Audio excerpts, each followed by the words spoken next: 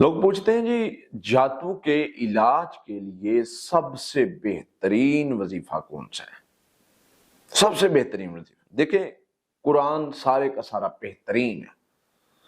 قرآن شفا ہے، رحمت ہے، لیکن جیسے ہم کسی بھی میڈیکلی بیماری کا علاج کرتے ہیں تو ہم میڈیکل سٹور میں جاتے ہیں تو وہاں پر ہم ڈھونڈتے ہیں کہ کان درد کی گولی کون سی ہے، دانت درد کی گولی کون سی ہے، یا کون سے مسئلے کی کون سی گولی ہے، اور پھر ہم اس کو تلاش کر کے اس کا حل کرتے ہیں۔ اسی طرح سے اس کو ہم اس پراپر اس چیز کو کھاتے ہیں جو اس مقصد کے لیے ہو۔ اسی طرح سے قرآن بھی شفا ہے، رحمت ہے، لیکن کچھ اس میں کی گئی ہیں خاص چیزیں بتائی گئی ہیں۔ وہ خاص چیزیں کس لیے ہیں؟ کوئی جادو کے علاج کے لیے ہے، کوئی بیماری کے علاج کے لیے ہے، کوئی نفسیاتی مسائل کے علاج کے لیے، وہ میں انشاءاللہ آپ کے سامنے رکھوں گا۔ اگر مجھ سے پوچھا جائے کہ جادو کے علاج میں سب سے زیادہ جادو جنات پر بھاری کلمات کون سے ہیں، تو میں یہ کہوں گا کہ سورۃ البقرہ کی آخری 2 آیات جنات پر بہت زیادہ بھاری۔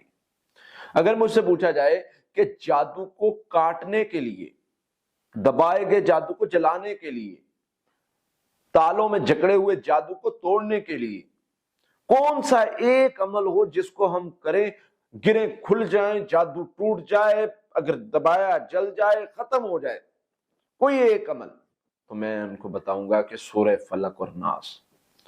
ہماری یہ نیچر بن چکی ہے کہ ہمیں کوئی نئی چیز ملے تو ہم اس کو کہتے ہیں کہ یہ بڑی چیز ہے۔ بھائی سورہ فلق اور ناس جیسا عمل ہی نہیں ہے۔ جادو کو ختم کرنے میں، جادو کو توڑنے میں اس کے برابر کا عمل کہیں نہیں ہے۔ سیدہ عائشہ فرماتی رضی اللہ تعالیٰ عنہ، نبی صلی اللہ علیہ وسلم بہت لمبی پڑھائیاں اور وظیفے اور دعائیں پڑھا کرتے تھے، لیکن جب سے سورہ فلق ناس نازل ہوئی، نبی صلی اللہ علیہ وسلم نے حفاظت کے لیے جو بھی اذکار پڑھائیاں دعائیں پڑھتے تھے وہ چھوڑ دیں اور صرف سورہ فلق ناس پڑھنی شروع کر دی۔